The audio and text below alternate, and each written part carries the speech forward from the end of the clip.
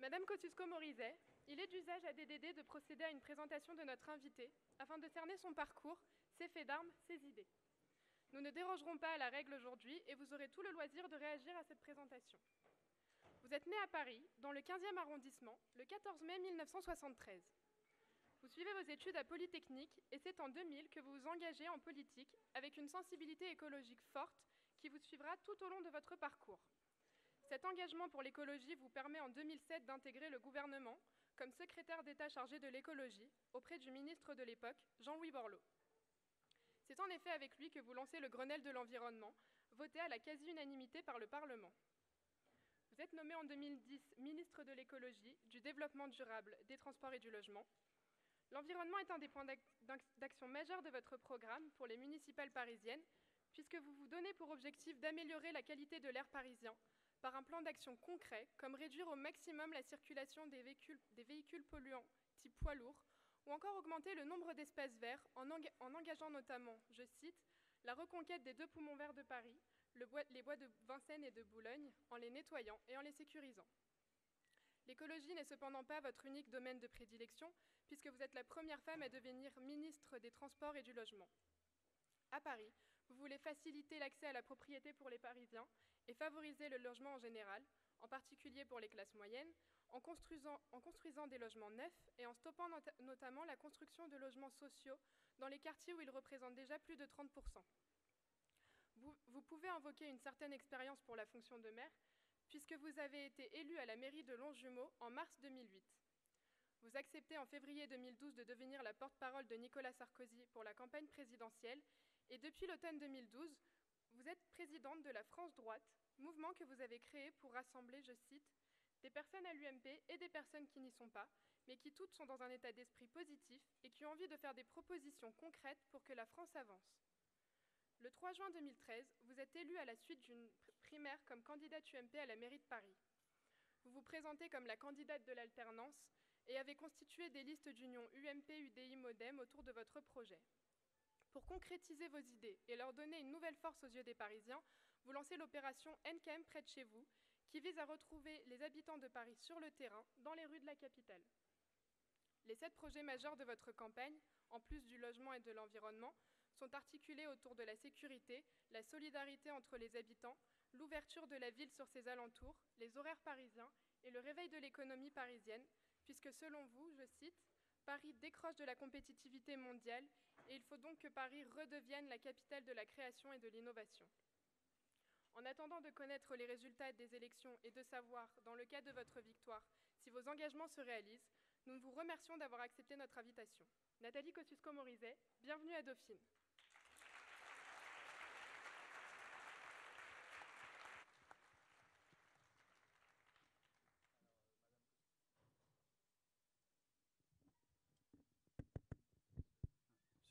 Si, c'est bon.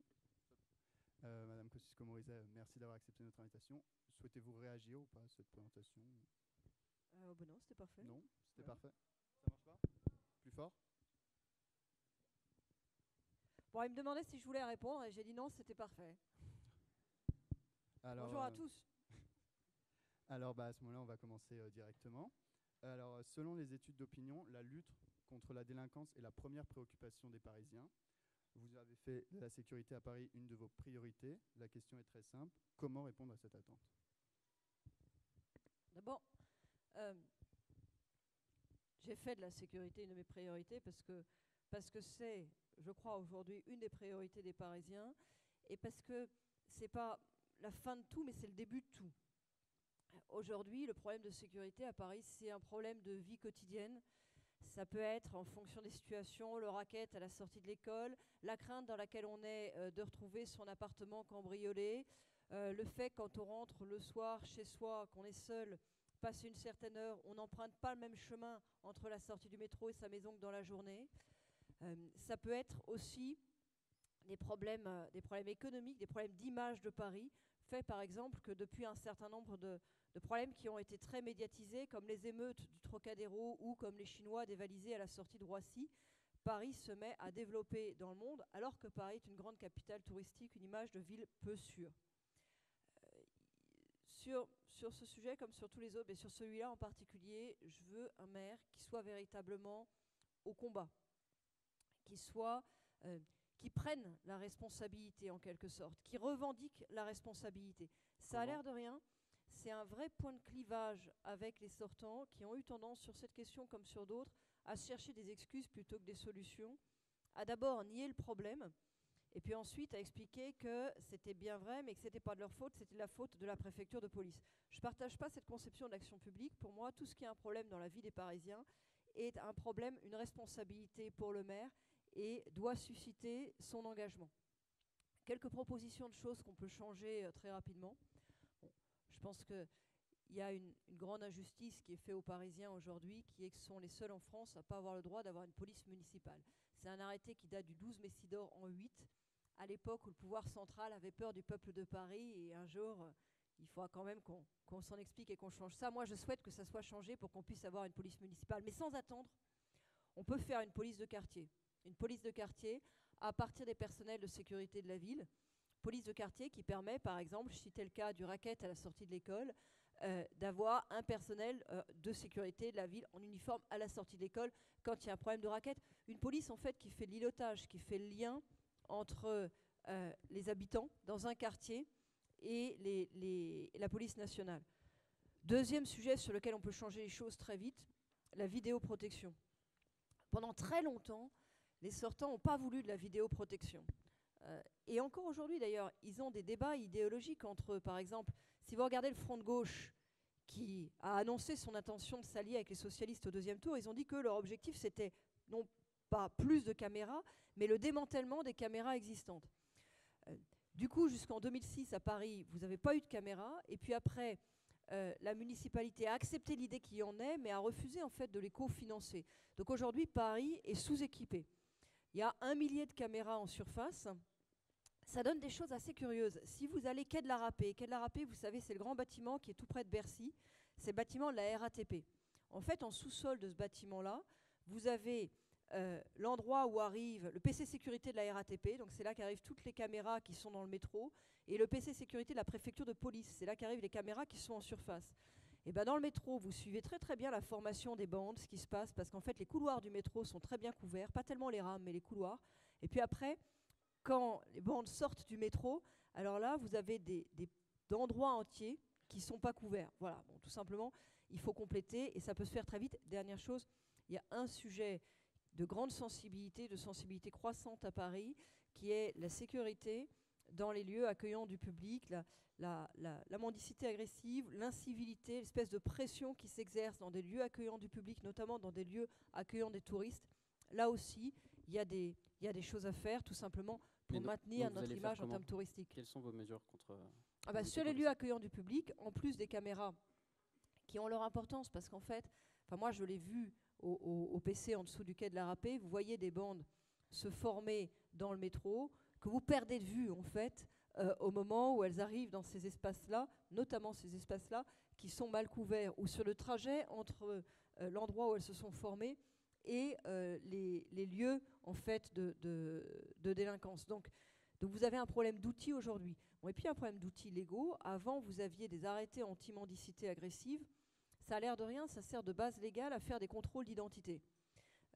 C'est dit comme ça, évidemment, ça fait rude à l'oreille. Mais je voudrais vous raconter, faire état d'une expérience particulière, une discussion que j'ai eue sur ce sujet avec une dame qui est kiosquière sous la Tour Eiffel. Je suis allée à la rencontre des kiosquiers, vous savez, sous la Tour Eiffel, qui vendent les petites Tours Eiffel, les sweatshirts, tout ça.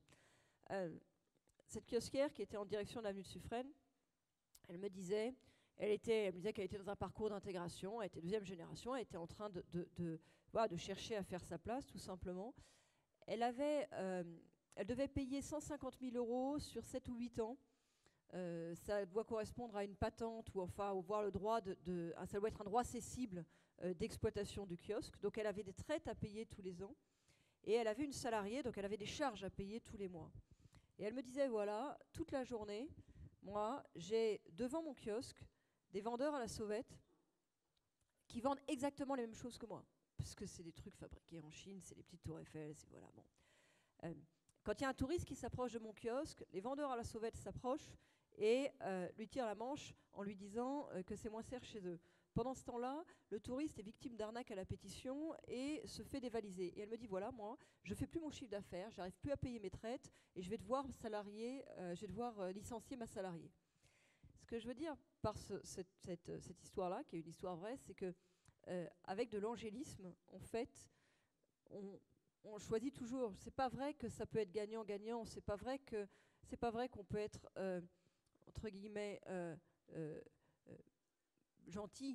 Vous voyez, en quelque sorte, faire du bien, servir tout le monde. En l'occurrence, en ne choisissant pas, on a choisi contre elle. On a choisi contre cette dame qui cherchait à s'intégrer et qui était sur un parcours dans lequel, tout simplement, elle cherchait à respecter les règles. D'accord, mais alors là, on s'égare un peu, puisque ma question, c'était surtout quelles sont les mesures que vous allez prendre. Vous avez parlé d'une police de quartier, vous avez parlé du nombre de caméras que vous souhaitez augmenter dans la ville de Paris. Vous avez certainement d'autres projets pour lutter contre l'insécurité.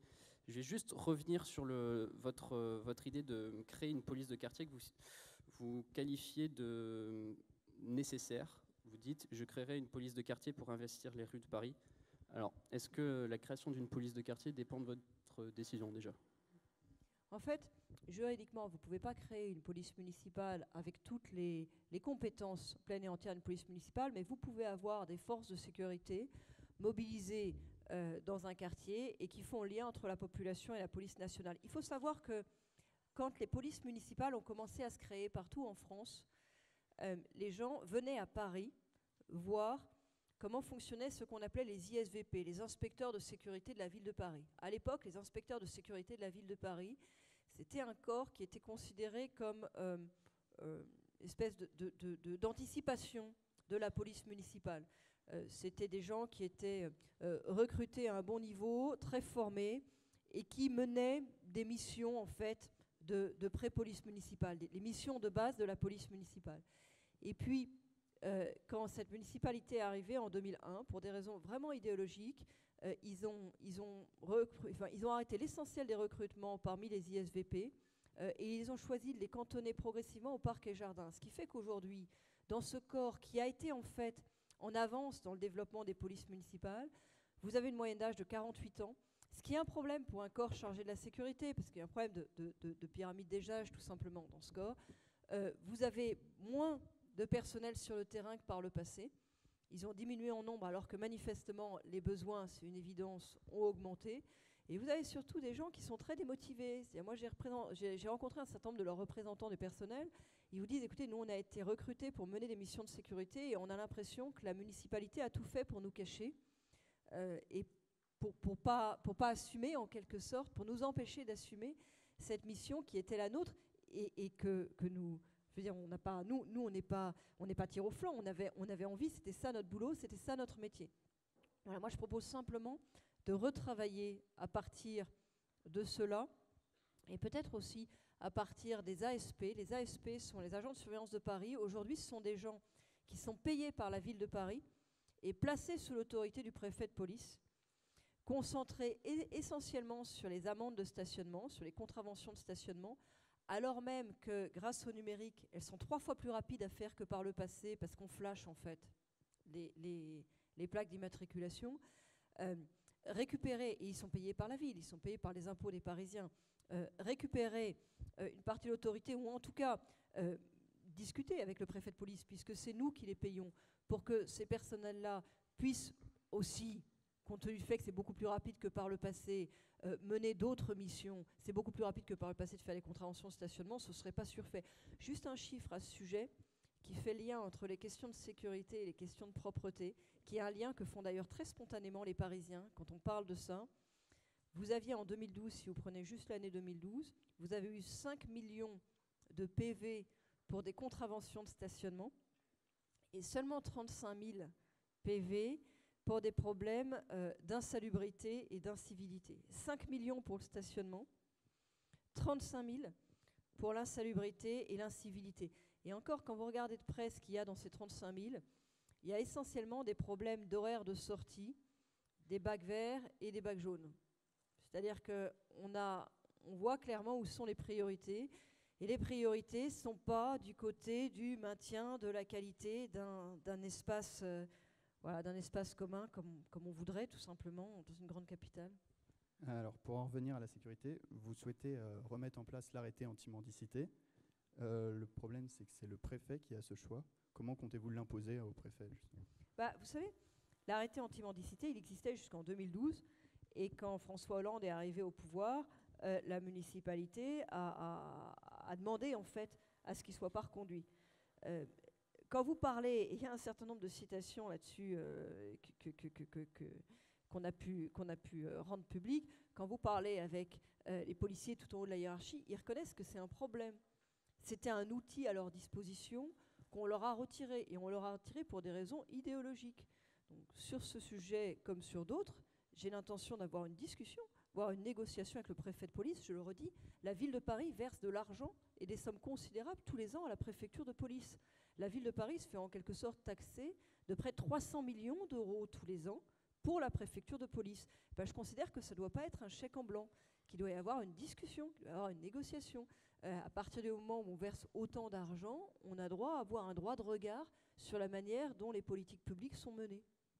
D'accord, donc c'est avec la discussion que vous souhaitez faire rétablir ce... Ouais, la discussion un peu forte, parce que quand on verse 300 millions d'euros, on a des moyens de discuter quand même. Oui. Vous m'avez compris. Oui, très bien. Parlons maintenant des caméras supplémentaires que vous souhaitez placer dans Paris, comme on l'a dit précédemment. Tout simplement, où est-ce que vous souhaitez les installer ?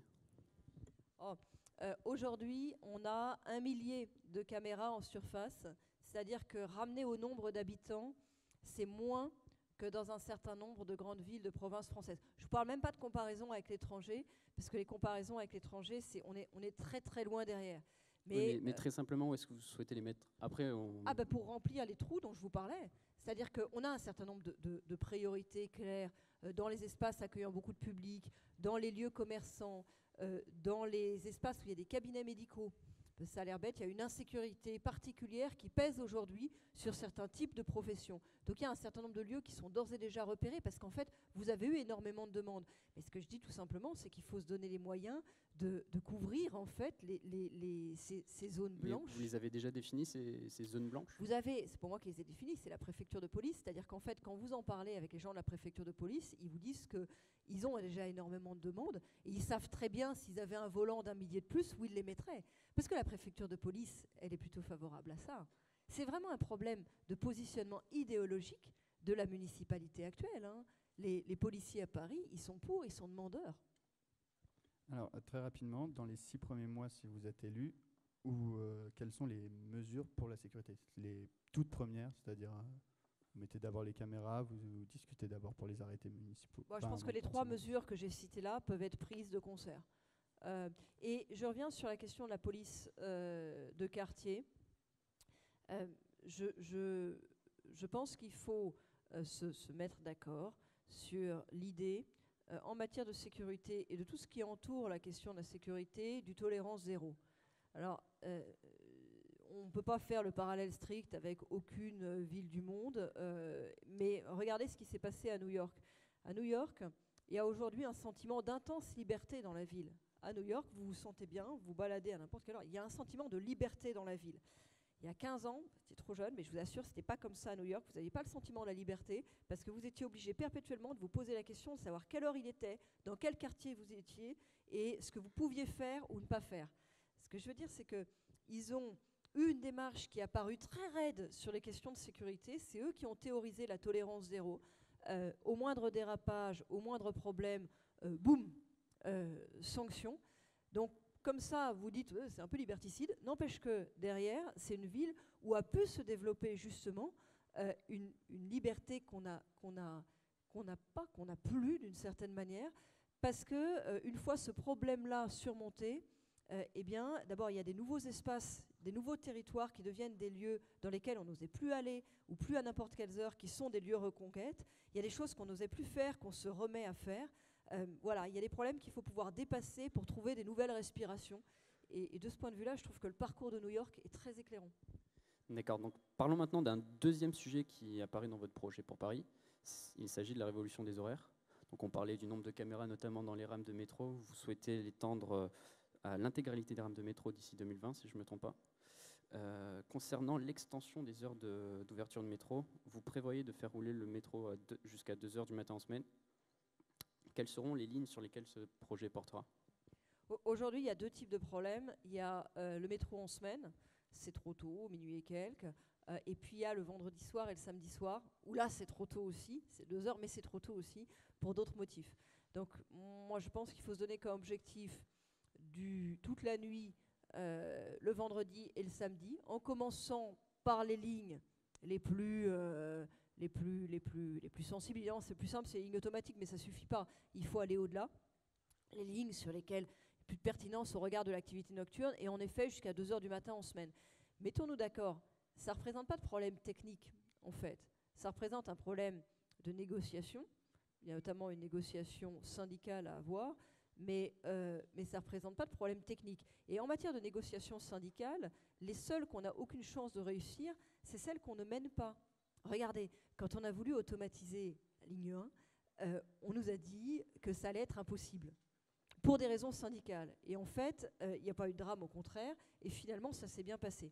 Il y a comme ça plein de choses à Paris, plein de problèmes qui n'ont pas été abordés, parce que finalement, on n'a pas voulu aller au clash, on a eu peur d'aller au clash, et il y a des choses qu'on s'est interdit de faire, en quelque sorte, avant même que d'essayer de les négocier ou de se poser la question. Ouvrir le métro jusqu'à 2 heures du matin en semaine, et toute la nuit, le vendredi et le samedi, c'est techniquement possible, et moi je suis sûre que c'est négociable. Je voudrais dire un peu ce qu'il y a derrière. Vous avez plus d'un Parisien, vous avez presque un Parisien sur 2 qui travaille occasionnellement ou régulièrement après 20 heures. Et très vite, c'est compliqué de se déplacer à Paris en transport en commun. C'est la réalité. Alors, on peut toujours se marrer quand je dis qu'il n'y a pas de bus après 21 heures. Moi, je vais vous dire un truc. Je vous confirme qu'on a beaucoup de mal à trouver un bus après 21 heures quand on en cherche un parce qu'ils ne sont jamais là où on voudrait.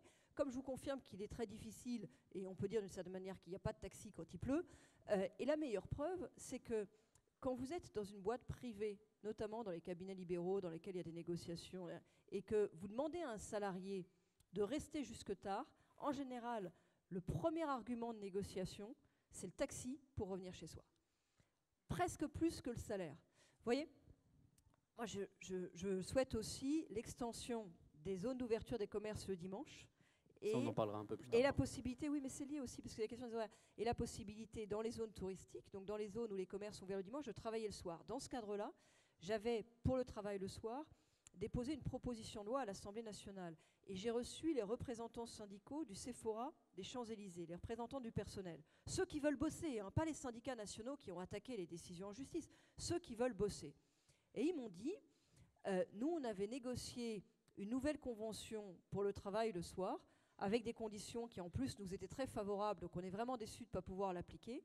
Et une des premières conditions qu'on avait négociées, c'est qu'avant, on avait droit au taxi après 22 heures, et dans notre nouvelle convention, on aurait droit au taxi après 21 heures. Parce que ça correspond, pour nous, à un vrai besoin pour que travailler le soir puisse se faire dans des bonnes conditions pour nous. Parce que ma question portait vraiment sur quelles seront les lignes sur lesquelles ce projet portera. Alors le plus simple, c'est les lignes automatisées, et ça suffit pas.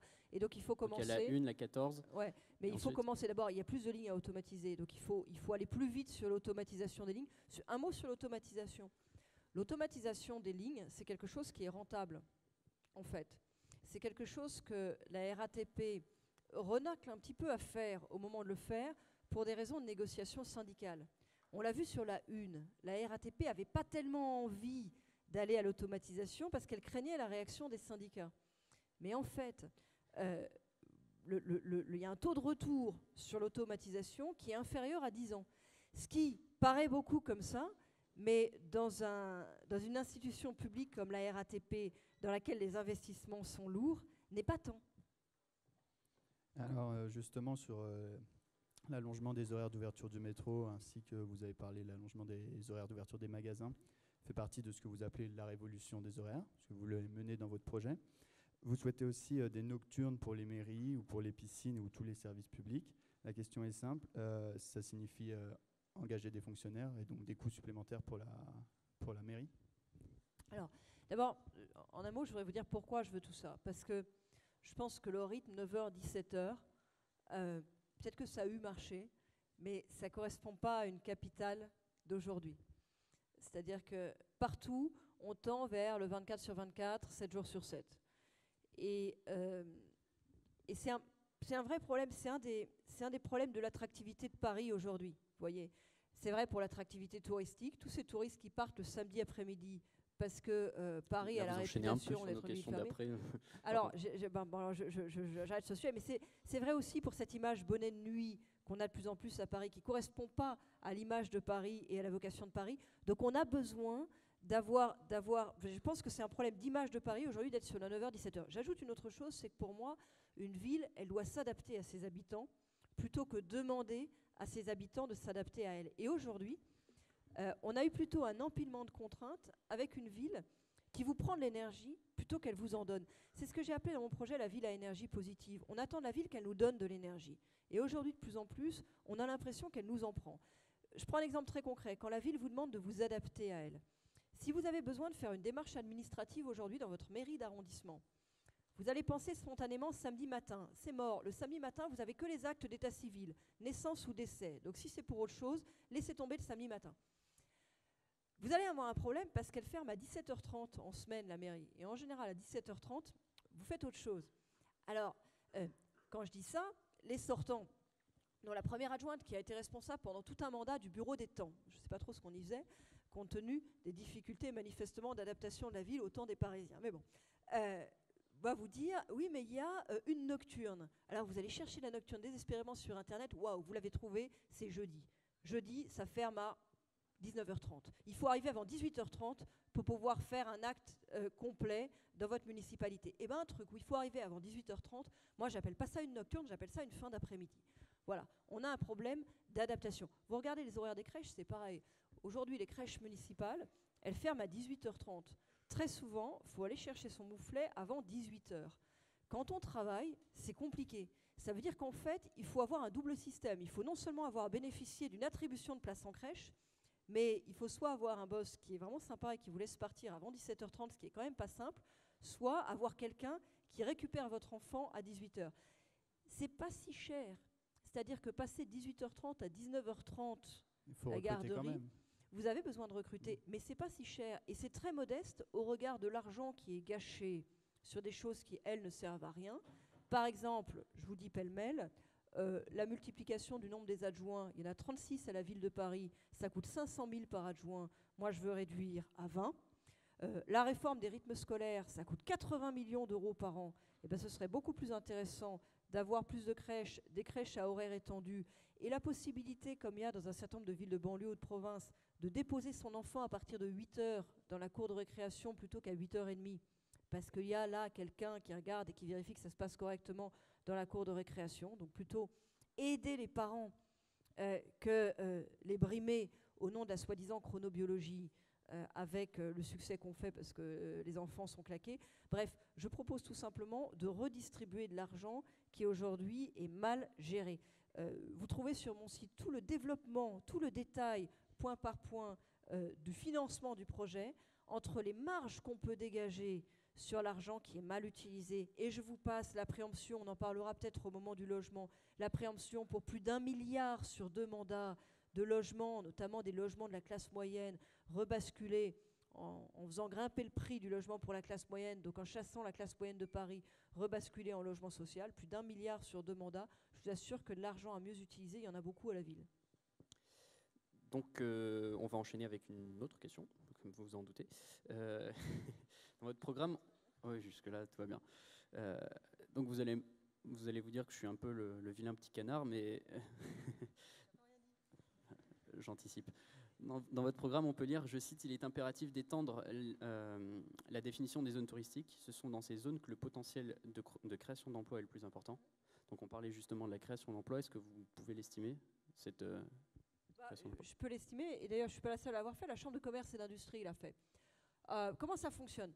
En fait, l'ouverture des commerces le dimanche, c'est sur simple signature du maire de Paris. L'ouverture des commerces le soir, c'est un problème de loi. il faut bien faire la différence entre les deux. C'est pour ça que je vous disais tout à l'heure que j'avais déposé une proposition de loi pour l'ouverture du Sephora des Champs-Élysées le soir. Ça, c'est législatif. À mon avis, il faudra changer la loi, mais c'est législatif. L'ouverture le dimanche, ça n'attend que la signature du maire de Paris. Et aujourd'hui, le maire de Paris a une vision très restrictive du sujet, ce qui fait que vous avez que quelques endroits où c'est ouvert, les Champs-Élysées, le Marais. Il y a 7 zones en tout, c'est ça? Oui, mais elles sont toutes petites, en fait. Et On parlera juste après des vous zones, avez mais- beaucoup d'endroits qui étaient prévus pour être ouverts, qui sont prêts à être ouverts, dans lesquels le dossier est prêt, tout a été pré-négocié avec les représentants du personnel, tout ça, et qui attendent. Moi, je propose d'emblée d'élargir la zone centre, les zones existantes en fait, mais notamment la zone centre. Élargir en particulier la zone centre aux rues du luxe. La rue du Faubourg Saint-Honoré, l'avenue Montaigne. Aujourd'hui, le dimanche, vous avez des Chinois qui errent avenue Montaigne en se demandant dans quel pays de fous ils sont pour qu'on ait fermé les magasins alors qu'eux, ils veulent dépenser leurs sous, franchement. Les grands magasins, les grands boulevards, le Palais des Congrès, la zone commerciale du Palais des Congrès, Bercy Village. Bercy Village est un centre commercial qui avait été conçu pour être ouvert le dimanche.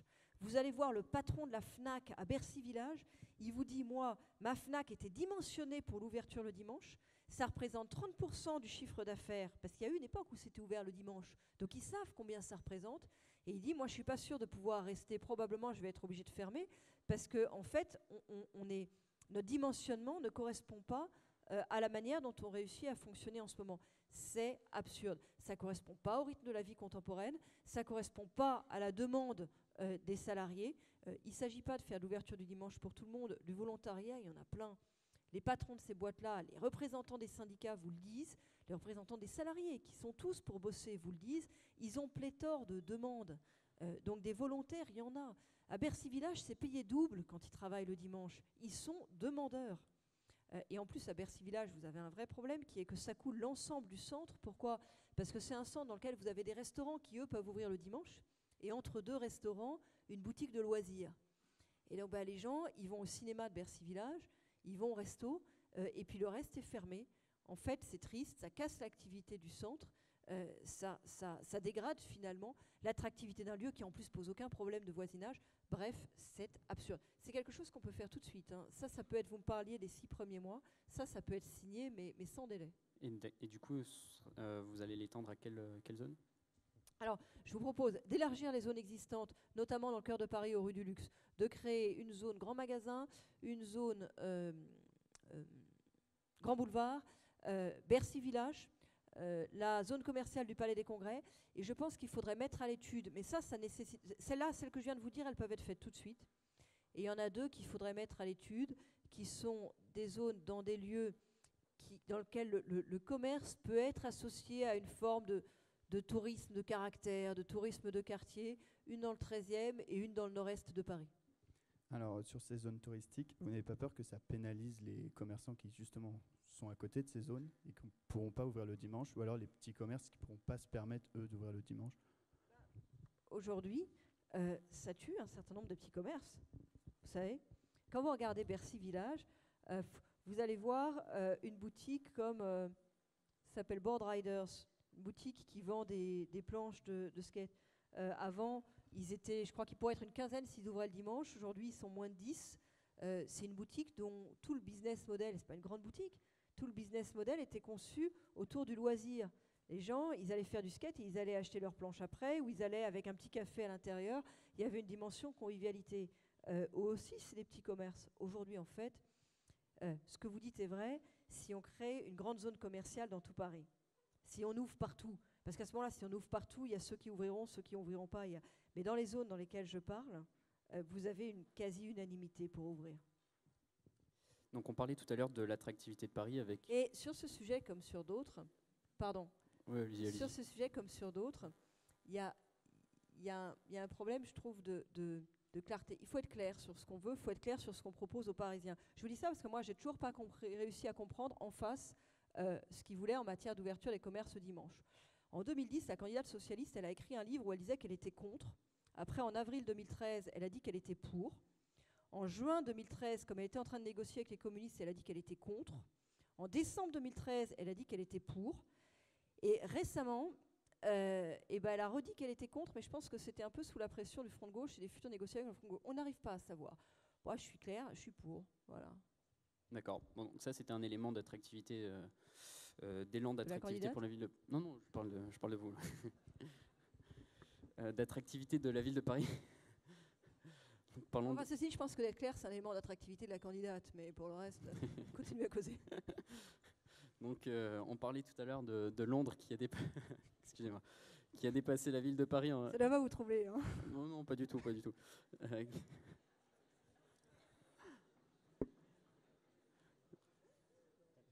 Je disais donc, je parlais d'attractivité de Paris. Donc, on est bien clair là-dessus. Je parle d'attractivité de Paris. Londres a dépassé Paris en termes d'attractivité. Paris, avec 16 millions de touristes en plus en 2013, vous avez dit souhaiter donner un nouvel élan à la ville de Paris. Donc expliquez-nous, à part l'extension des zones touristiques, des zones d'ouverture de magasins, quel est ce nouvel élan et surtout quels en sont les coûts pour les Parisiens? Alors aujourd'hui, on a un problème de déclassement. Vous ne parlez pas que d'attractivité touristique, on parle d'attractivité générale, on est d'accord? Oui, en général. En général, d'accord. Aujourd'hui, mais elles sont liées en fait. Aujourd'hui, on a un problème de déclassement de Paris, un peu dans tous les domaines, conjointement. Et c'est important, c'est qu'elles sont liées en fait. Vous prenez des classements comme le classement de Paris pour les investissements étrangers. Les investissements étrangers réalisés. Parce qu'après, vous avez plein de classements en fonction du doigt mouillé. Est-ce que vous aimez Paris? Est-ce que vous n'aimez pas Paris? Les gens ils trouvent toujours Paris joli. Mais je vous parle de l'argent réellement investi par des investisseurs étrangers. Vous avez un classement en 2012 qui a été fait, moi c'est un classement KPMG. En tout cas, Paris passe de la 6e à la 10e place en un an pour les investissements réellement réalisés par les investisseurs étrangers. Maintenant, vous prenez un autre classement qui est les intentions de voyage selon le Forum touristique mondial. On est passé de la 3e à la 7e place. Vous prenez, ça c'est du tourisme loisir.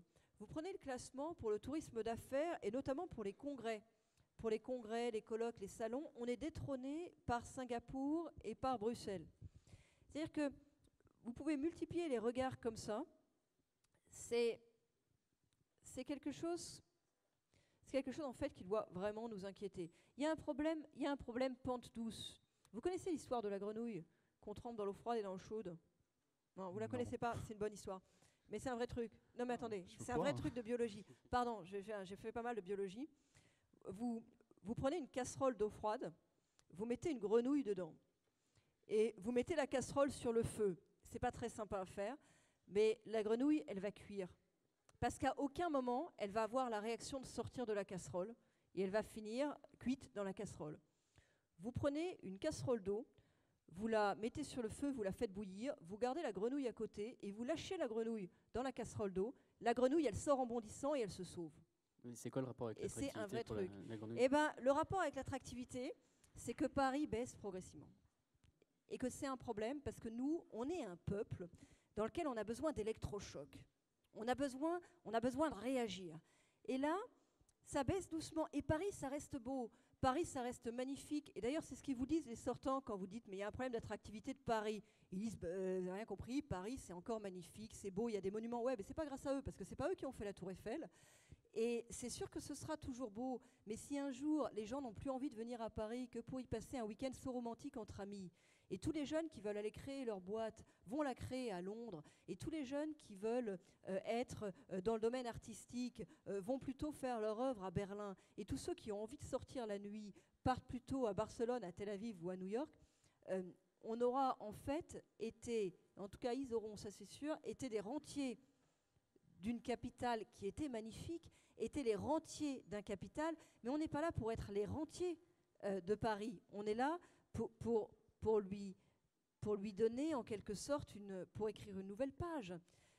Ce que je veux dire, c'est que, avec cette histoire de grenouille, c'est que tous les classements montrent qu'on décroche petit à petit. Et donc, moi, j'appelle à l'insurrection. Bon. Moi, je pense qu'il faut qu'on se révolte contre ce déclassement progressif.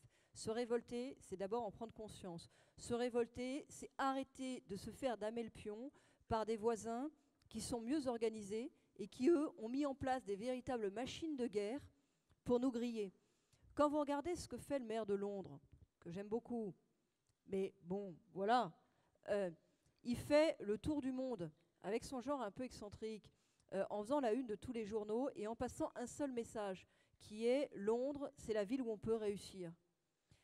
Et bien ça marche, c'est-à-dire que les gens l'entendent. Il fait le tour du monde avec des jeunes entrepreneurs, il finit par installer cette idée-là. Derrière, il a mis en place toute une organisation sous la forme d'une agence qui s'appelle London & Partners.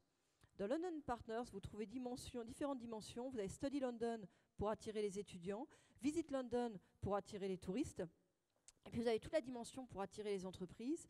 Il fait de l'accompagnement à monter le business plan. Pour les grosses boîtes, il recherche les locaux pour les sièges sociaux. Il vous trouve les apparts pour les expats. Ils vous inscrivent les enfants à l'école. Ils vous font du marketing agressif. Ils ont toute une cellule qui fait de l'intelligence économique pour rechercher les boîtes qui cherchent à implanter un siège social en Europe. Et ils vont les voir et ils vont les démarcher. Ce que je veux dire, c'est que l'attractivité, voilà, les capitales du monde, elles se livrent une concurrence qui est une concurrence rude. Et il ne faut pas qu'on soit naïf, il ne faut pas qu'on soit innocent, sinon on fait la grenouille dans l'eau froide, qui bout. Il faut qu'on réagisse et que nous aussi, on mette en place nos outils pour pouvoir inverser les choses. Vous voyez, il parle de tapis rouge pour que les Français viennent à Londres. Moi, je veux faire le tapis rouge pour que les jeunes entrepreneurs du monde, tous ceux qui ont envie de réussir leur vie, ceux qui ont envie de se battre, ils viennent à nouveau à Paris, comme ça a été le cas. Il y a eu une époque où de partout, on montait à Paris pour des motifs économiques, pour des motifs sociaux, c'était l'histoire de tous les Rassignac, de toutes les provinces, pour des motifs politiques parfois, mais on venait à Paris pour y faire sa vie. Et ben, je veux qu'on trouve le moyen de retrouver ça. Alors ça passe par plein de mesures que je veux bien vous détailler, mais j'ai peur de vous raser, sur les PME, sur le numérique, sur le tourisme. Vous voulez lesquels ? On va cibler un thème qui nous intéresse plus en tant qu'étudiants. Vous avez parlé des entreprises et des touristes. Comment rendre Paris plus attractif auprès des étudiants étrangers et ainsi permettre aux étudiants français, eux, d'aller à l'étranger en échange. Alors, le sujet est vaste. Je commence par disons que je prends un angle, c'est celui du logement étudiant. C'est assez effrayant, le logement étudiant à Paris, quand vous regardez les chiffres. Vous avez 300 000 étudiants, quelque chose comme ça, 200 000 qui sont logés à Paris, 100 000 chez leurs parents. Et en fait, vous avez 13 000 chambres dans Crous, résidences. Vous vous rendez compte, le décalage entre le nombre de gens qui, d'une manière ou d'une autre, étudient à Paris et ceux qui ont la chance d'avoir eu un logement ailleurs que chez leurs parents, ce qui est quand même plus... Enfin, on peut habiter chez ses parents quand on est étudiant, mais c'est sympa d'être à l'extérieur aussi. Je pourrais faire un sondage, mais je ne m'y livre pas, sur qui est où pour son logement. Enfin, en tout cas, 13 000 et quelques possibilités seulement sur une ville qui a vocation à être très attractive pour sa propre jeunesse, pour la propre jeunesse de son pays. Voilà, on est la capitale, et pour la jeunesse du monde, c'est clairement insuffisant. Je propose, en fait,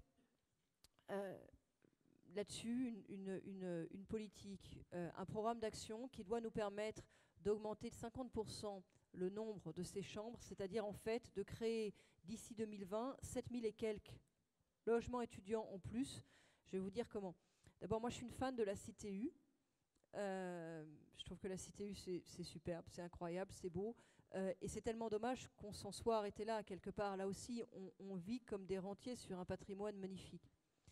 On a besoin en fait d'une nouvelle CTU, qui ne serait pas une CTU internationale forcément, elle existe et elle peut d'ailleurs ici ou là être densifiée, mais qui serait une CTU nationale et européenne. Et on a un endroit où on peut la créer, je présente ça l'année prochaine, je présente le détail des plans d'architectes là-dessus l'année prochaine, qui est au nord des gares du Nord et des gares de l'Est. Vous avez là en fait des emprises ferroviaires, notamment au nord de la gare du Nord, qui peuvent être couvertes. Elles peuvent être couvertes en dalles. Et on peut construire là, une nouvelle CTU, encore une fois, pour les étudiants français et européens.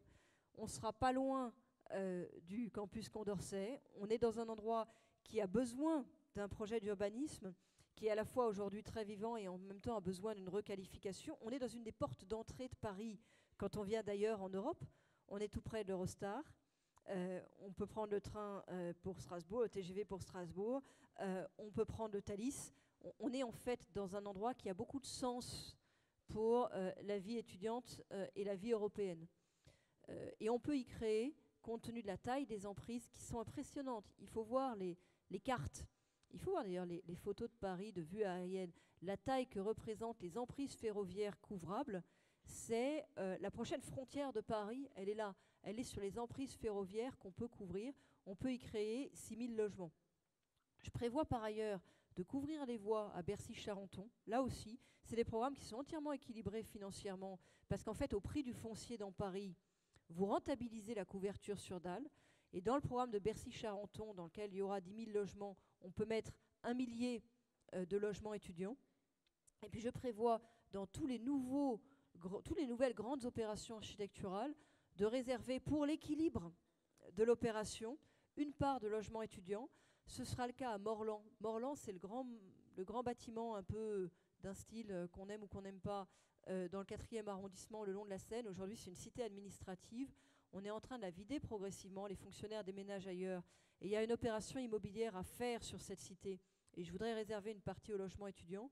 Et puis j'ai présenté il y a 15 jours le projet que j'imagine sur le site Saint-Vincent-de-Paul, qui est aujourd'hui un site des hôpitaux de Paris, désaffecté depuis longtemps, dans le 14e arrondissement, pas loin du RER, 3 hectares 4. Et là, je prévois de faire de la résidence étudiante, mais plutôt pour les post-docs, parce qu'en fait, c'est un lieu où il faudrait faire de l'hôtel d'accueil pour les enseignants-chercheurs étrangers, qui serait intelligent de coupler avec des résidences étudiantes, mais plutôt post-doc. D'accord, donc parlons d'urbanisme maintenant. Votre candidate, votre concurrente à la mairie de Paris était à votre place il y a 2 semaines. On a parlé d'un projet qui nous tient particulièrement à cœur ici à Dauphine. Il s'agit du projet de coulée verte sur l'avenue Foch, qui permettrait entre autres l'émergence d'un véritable campus Paris-Dauphine. Donc on aimerait vraiment savoir, vous, quelle est votre position?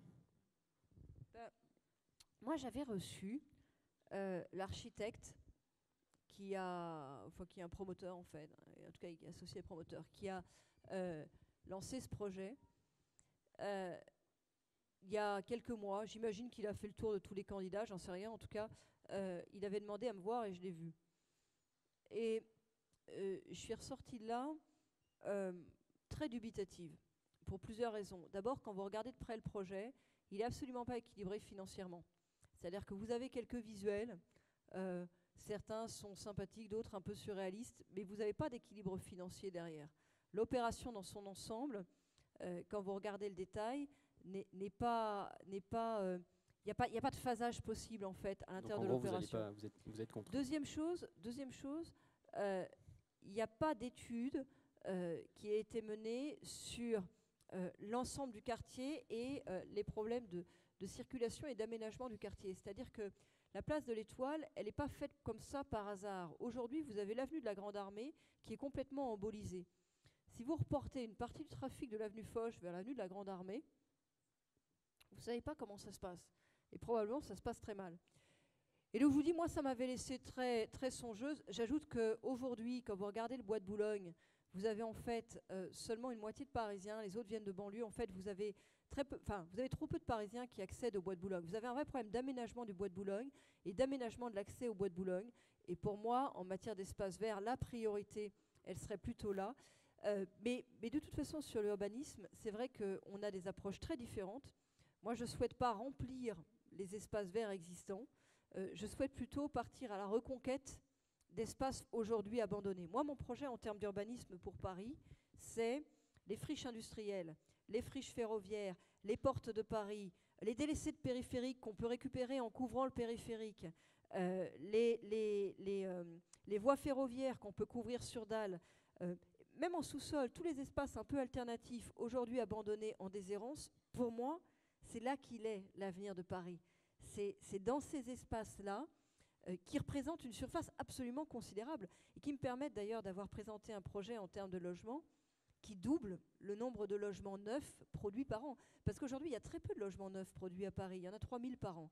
On peut passer à 6000 par an en partant de manière volontariste à la reconquête de lieux aujourd'hui abandonnés. Alors, c'est plus difficile d'une certaine manière que d'aller remplir les derniers espaces ouverts existants. Mais une fois que vous avez rempli les derniers espaces ouverts existants, vous n'avez plus rien.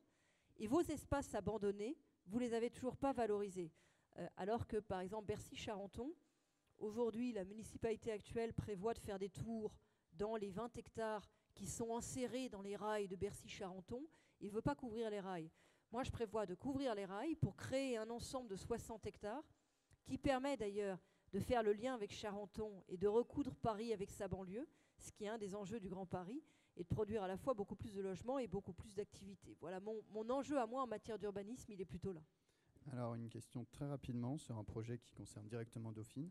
La municipalité sortante a lancé un projet qui consistait à fermer le tunnel devant Boulevard Lannes devant Dauphine afin d'y mettre un parking à autocar. Madame Hidalgo est revenue et a décidé d'abandonner ce projet puisque, je cite, il n'est plus compatible avec le projet de tramway et le projet de coulée. La question est très simple, est-ce que vous abandonnerez ce projet?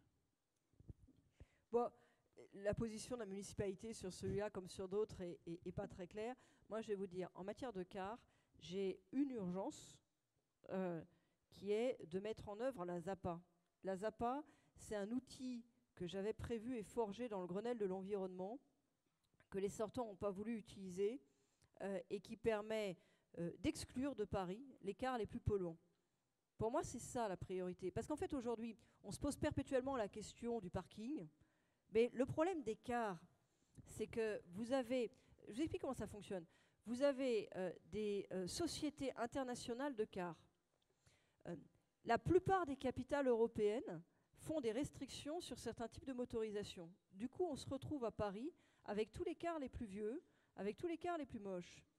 Si on ne fait pas nous-mêmes de restrictions en matière de motorisation, ça va se poursuivre et ça va même s'accentuer.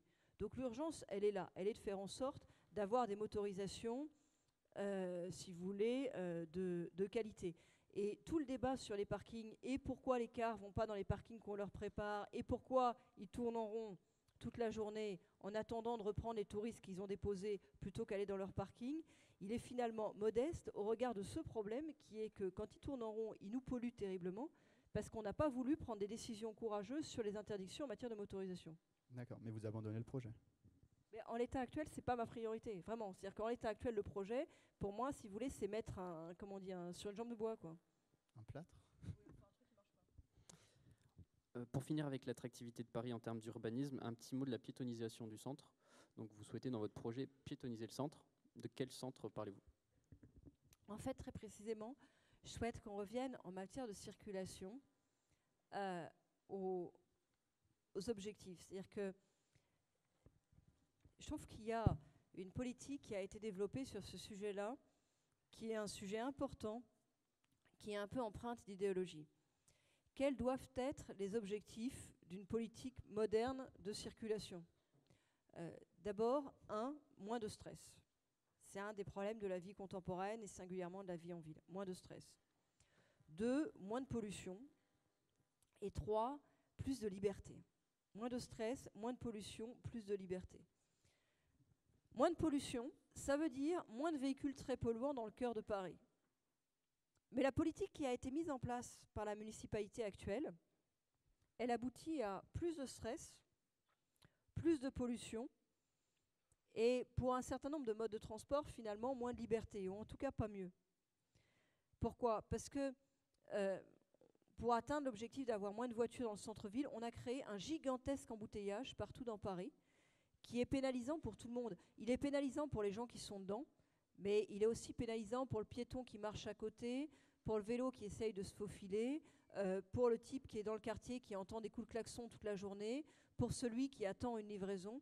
En fait, aujourd'hui, les objectifs légitimes d'une politique en matière de circulation, non seulement ne sont pas atteints, mais en fait, sur beaucoup d'indicateurs, ça s'est même plutôt dégradé. Donc je propose de garder en tête l'objectif de réduire la place de la voiture très polluante dans le centre, mais de l'atteindre par d'autres moyens. Et les moyens, pour moi, c'est différencier fortement en fonction des quartiers. Il n'y a pas matière à avoir la même politique de circulation partout dans Paris. Dans le cœur de Paris, vous avez déjà aujourd'hui des quartiers dans lesquels c'est très difficile et pour tout dire un peu absurde de venir en voiture. aller aux halles en voiture ou aller dans le sentier en voiture, c'est compliqué d'y aller et c'est compliqué de s'y garer. Dans ces quartiers-là, il faut mettre le paquet sur l'électrification. Donc c'est là qu'il faut qu'il y ait un maximum de dispositifs, de bornes, d'alternatives. Et il faut pouvoir imaginer une évolution à la romaine, c'est-à-dire réserver des quartiers aux résidents, à ceux qui ont un parking. Et puis vous avez d'autres quartiers ou d'autres grandes voies dans lesquelles, au contraire, il faut que ça roule. Par exemple, il y a des grandes artères de Paris qu'on a embolisées de manière volontaire. Et au contraire, il faut que ça roule. Le boulevard de Magenta, le boulevard Saint-Marcel, le boulevard du Montparnasse sont des aménagements dont personne ne comprend la logique. Ce sont des aménagements absurdes, ce sont des aménagements dangereux, et ce sont des aménagements qui ont figé des artères qui étaient des artères de Paris. Ce que je propose, c'est de différencier complètement. Il y a des quartiers dans lesquels, à terme, il y aura très peu de voitures en dehors des résidents. Et on mettra le paquet sur l'électrification. Et puis il y a des voies qui aujourd'hui sont embolisées, dans lesquelles au contraire ça roulera, et notamment on utilisera les outils numériques pour pouvoir débloquer les carrefours, numériser les feux en fonction de capteurs réels sur la chaussée, pour pouvoir fluidifier la circulation. Il y a un truc qui est dingue sur lequel j'appelle votre attention, c'est qu'on a fait des couloirs de bus pour pouvoir fluidifier la circulation des bus et taxis. Et les bus ont la même vitesse commerciale que par le passé, et les taxis roulent moins bien. C'est donc quand même qu'il y a un problème. Et le problème, il est dans les carrefours. Et on n'a pas travaillé les carrefours. Les Anglais, ils ont développé un dispositif qui s'appelle Scoot, avec 2 O, à l'aide de capteurs réels sur la chaussée. C'est intelligent, c'est efficace, ça optimise les flux, ça améliore de 15 à 20%, c'est-à-dire que ça diminue de 15 à 20% la durée de parcours. Perdre 15 à 20% de moins dans les embouteillages, qu'on soit en bus, en taxi ou en voiture, c'est quand même vachement mieux. Alors maintenant, on va passer à une question très générale sur votre projet. Alors la droite dont vous faites partie dénonce un matraquage. Ben non, mais moins ciblé, on va dire. Donc la droite dont vous faites partie dénonce un matraquage fiscal depuis l'élection de François Hollande. Or, dans votre projet, il y a de nombreuses défenses. On a vu augmentation du nombre de caméras de surveillance, construction de logements, ou encore des projets d'urbanisme. Comment comptez-vous financer tous ces projets? Et si on va plus loin, est-ce qu'une baisse des impôts est envisageable pour les Parisiens? Alors, d'abord, le matraquage fiscal, aujourd'hui, il faut bien se rendre compte que c'est une réalité, et une réalité qui, si on laissait les choses aller, ne ferait que s'accentuer. Les impôts, ils ont augmenté en volume de 40% entre 2001 et 2013. C'est passé des impôts prélevés sur les Parisiens par la ville. Je ne parle même pas du département. C'est passé de 2,2 milliards à 3,1 milliards. Et ça, c'est une moyenne. C'est-à-dire que la taxe foncière, c'est plus 70%. La taxe de balayage, dans certains cas, c'est plus 600%. Il y a une courbe qui est comme ça.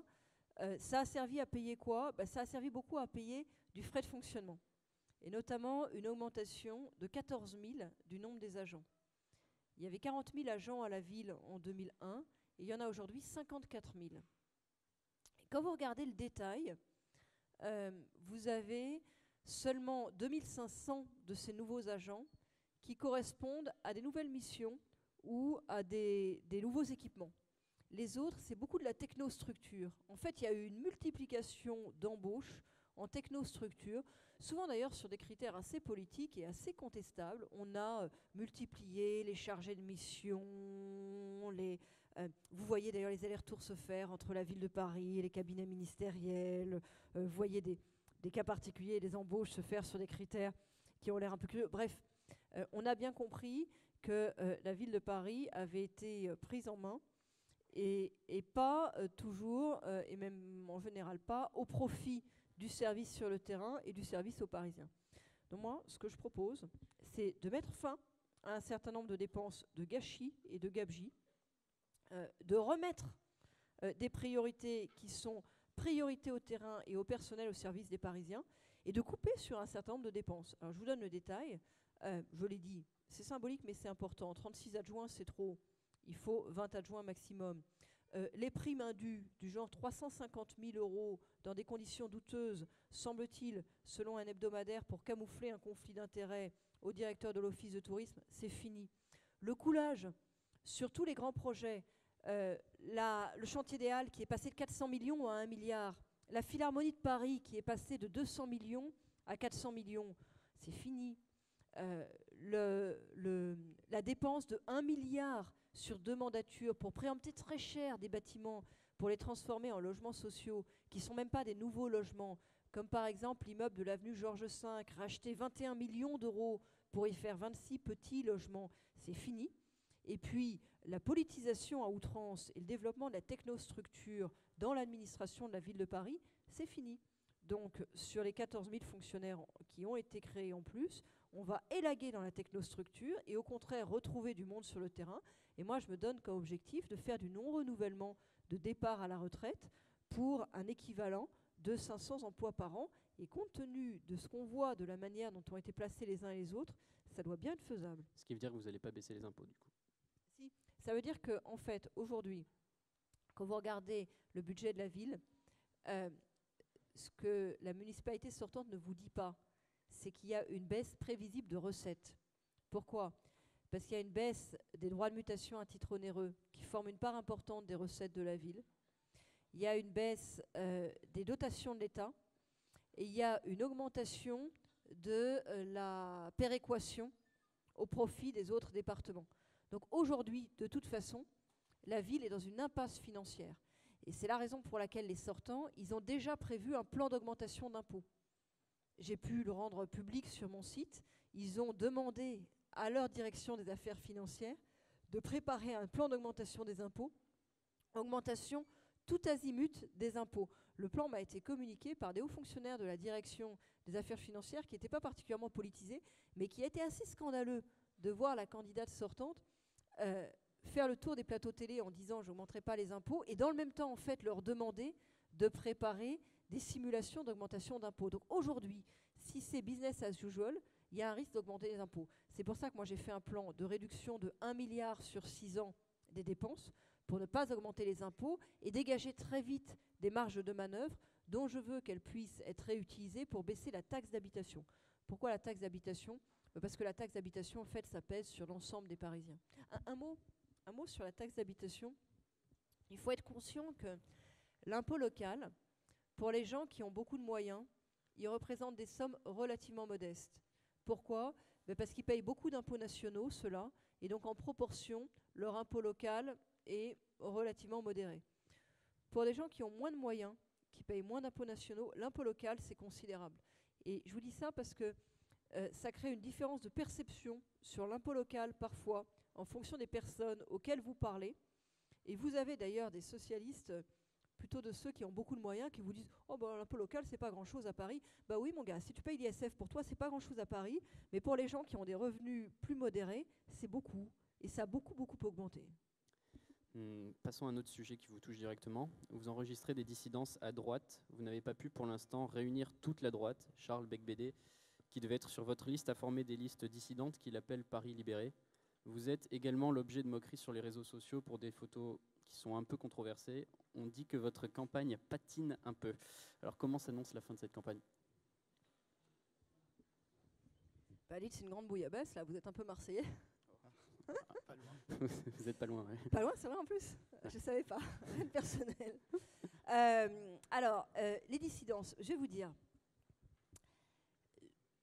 Moi, j'ai fait un choix au printemps dernier que je n'ai pas fait en catimini. Au contraire, d'ailleurs, je l'ai porté dans la primaire dans laquelle les Parisiennes et les Parisiens m'ont choisi comme candidate pour l'alternance.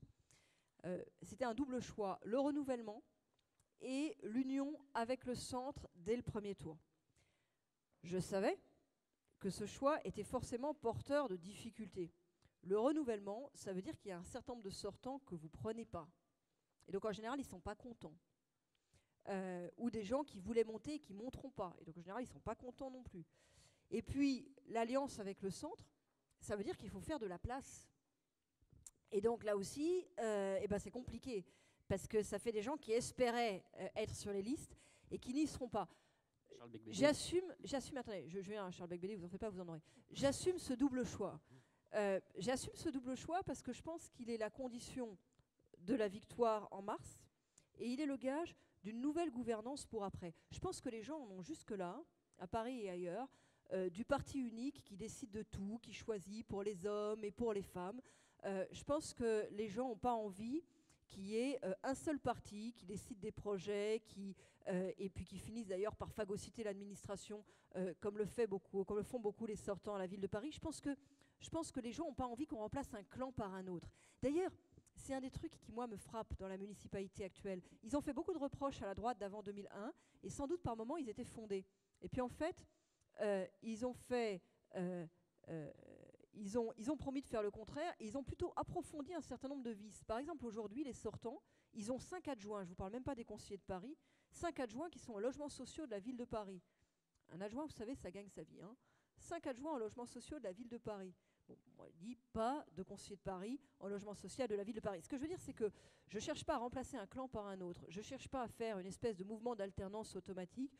Je cherche à mettre en place une nouvelle éthique politique, une nouvelle pratique, avec, dès le premier tour, et ça ne s'était pas fait depuis 15 ans à Paris, des listes ouvertes avec le centre, l'UDI, le MoDem, y compris des gens qui parfois, sur des questions importantes, n'ont pas eu, et dans un passé récent, les mêmes idées que moi, parce que je pense que pour diriger une ville, accepter, faire la démonstration de cette diversité, c'est important.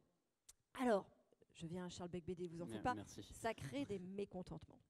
Tous ceux qui sont aujourd'hui dissidents, tous ceux qui sont aujourd'hui ceux qu'on appelle mes dissidents, voulaient des places sur mes listes. Ça devait donc pas être des divergences de fond.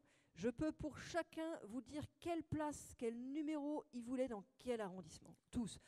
J'aurais pu céder à toutes ces demandes. Il n'y aurait aujourd'hui aucune dissidence. Il n'y aurait aucune dissidence, mais il y aurait le ronron habituel qui en 2001 et en 2008 n'a pas fait ses preuves et qui de toute façon n'était pas ce que je voulais faire. Moi, je n'ai pas décidé de mener cette bataille pour faire ça. J'ai choisi de mener cette bataille pour proposer aux Parisiennes et aux Parisiens autre chose. Et c'est un choix qu'on a fait collectivement. On a eu des débats entre nous et on a choisi de faire des listes d'union, UMP, UDI, MoDem, de faire des places sur les listes.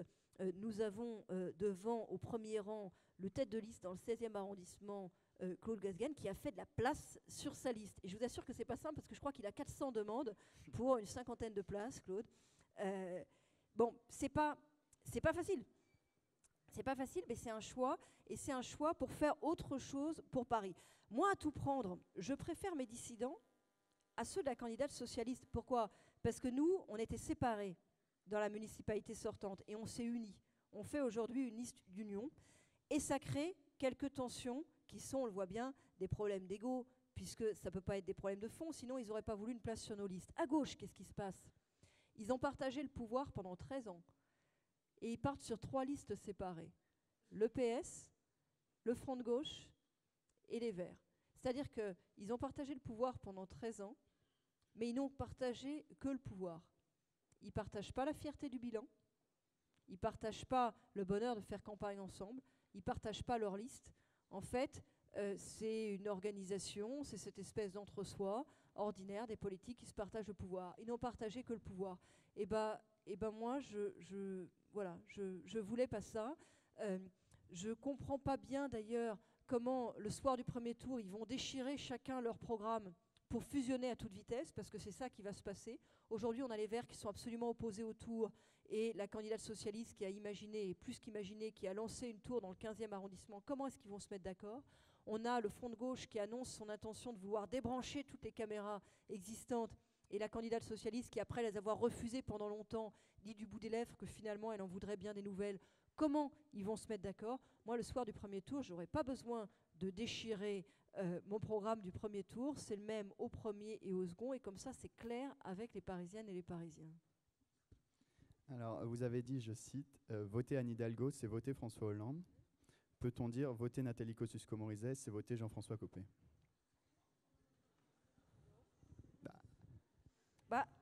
C'est un drôle de parallèle. Moi, je vais vous dire... C'est le président de votre parti. J'assume toutes mes divergences, y compris toutes mes tensions, parfois à l'intérieur de ma famille politique. Mais j'ai un parcours qui est le mien, qui emporte un certain nombre de problèmes, enfin d'une certaine manière. C'est pas le plus simple, qui est un parcours d'autonomie. Moi, j'ai toujours été chercher mes mandats avec les dents. Je les dois à personne. Je n'ai pas été choisie par l'un ou par l'autre. Je ne suis pas dans cette logique-là. J'ai même souhaité à Paris qu'il y ait une primaire ouverte pour que ce soit les Parisiennes et les Parisiens qui me choisissent, s'ils le voulaient bien, et ils l'ont bien voulu, comme candidate pour l'alternance. Donc mes amitiés et mes sympathies politiques, elles sont connues. J'étais par exemple heureuse de recevoir le geste d'amitié qu'a fait Nicolas Sarkozy en venant écouter notre meeting lundi dernier. Mes amitiés et mes sympathies politiques, je ne les cache pas. Et en même temps, je suis dans une logique qui a toujours été la mienne et qu'on m'a parfois reproché, encore une fois, qui est celle de l'autonomie. En face, on a quelque chose qui est un peu l'inverse. C'est-à-dire qu'on a une candidate qui doit tout son parcours au système socialiste, et singulièrement à deux hommes qui sont François Hollande et Bertrand Delanoë, et qui aujourd'hui fait comme si elle ne les connaissait pas. C'est un petit peu curieux comme démarche, et c'est d'autant plus curieux que ça pose un problème de fond, parce que si c'était seulement un problème de sympathie, mais en l'occurrence, c'est un problème de proposition faite aux Parisiennes et aux Parisiens. Sur la question des impôts, la municipalité a été le laboratoire quand même du hollandisme. 40% en 13 ans, c'est considérable. Et aujourd'hui, on a une candidate qui dit « le gouvernement augmente un peu fort les impôts ». Mais attendez, ces listes sont composées des parlementaires qui votent les augmentations d'impôts. Une majorité, elle ne se fait pas par hasard. Le Premier ministre, il est là parce qu'il y a une majorité socialiste à l'Assemblée nationale. Cette majorité socialiste, elle est composée des parlementaires qui sont aujourd'hui sur les listes de la candidate socialiste. De quelle histoire on nous raconte ? Moi, je crois qu'il faut assumer ce qu'on est, tout simplement, et éviter de mettre son drapeau dans sa poche. Moi, je ne mets pas mon drapeau dans ma poche. Quand j'ai des désaccords, et certains, y compris avec les personnalités que vous avez citées, ont pu être retentissants par le passé, on le sait. Et puis, quand on est issu d'une famille politique et qu'on doit tout aux uns ou aux autres, essayer de se cacher de cette manière-là, c'est quand même curieux. Merci. Alors, juste avant de passer aux questions du public, un petit jeu très rapide. On vous propose 2 solutions. Vous choisissez celle que vous préférez. Ah, il n'y a pas de troisième. Alors, Stade Français ou Racing ? Écoutez, mon père a été président pendant plus de 10 ans du Stade Français. Ah. Donc j'ai été adhérente au Stade Français. Voilà, Stade Français. Ah. Paris-Plage ou Aqua Boulevard ? Ni l'un ni l'autre, en fait. Ok. Parc Astérix ou Euro Disney ? Mes enfants ont passé le week-end à Euro Disney, donc je peux dire Euro Disney, enfin pour le week-end dernier en tout cas. Daft Punk ou Carla Bruni ? Oh là, alors c'est pas du tout comparable parce que c'est pas le même style musical. Ah, on parle que de musique. Hein. Enfin, si le Daft Punk c'est une allusion au président de la République, alors clairement Carla Bruni. Pas mal, pas mal. Dauphine ou Sciences Po ?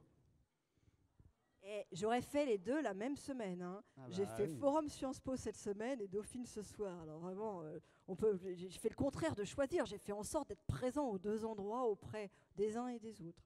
Pas la même ambiance, je dois vous dire. C'est-à-dire ?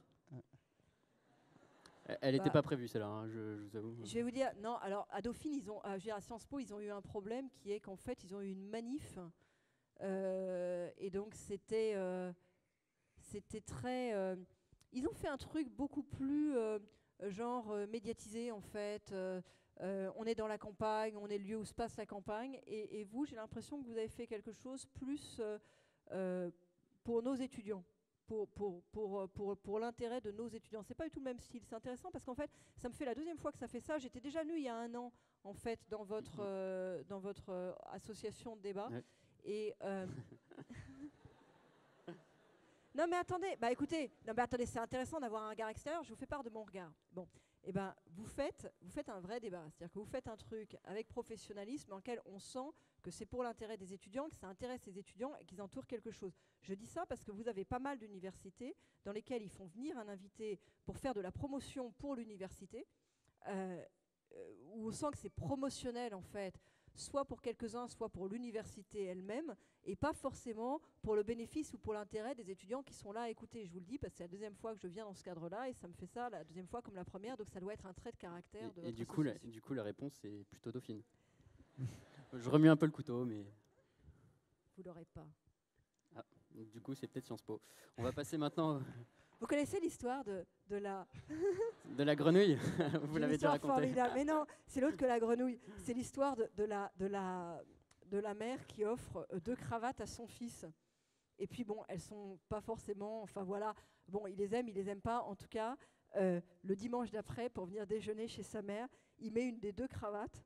Et il arrive et sa mère ouvre la porte et elle le regarde avec un air décomposé. Elle dit « J'étais sûre que tu n'aimerais pas l'autre. » Je vous avoue, je ne sais pas quoi répondre. Mais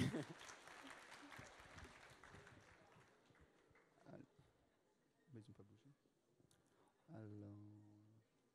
on va maintenant passer aux questions du public. Donc, un micro devrait tourner dans l'amphi.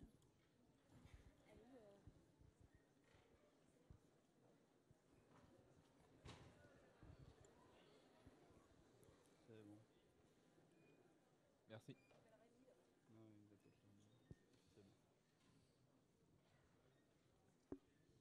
Bonjour.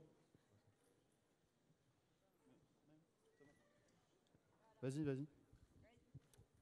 Tout d'abord, bonjour, et puis merci de m'accorder la parole. Et puis merci pour votre présentation.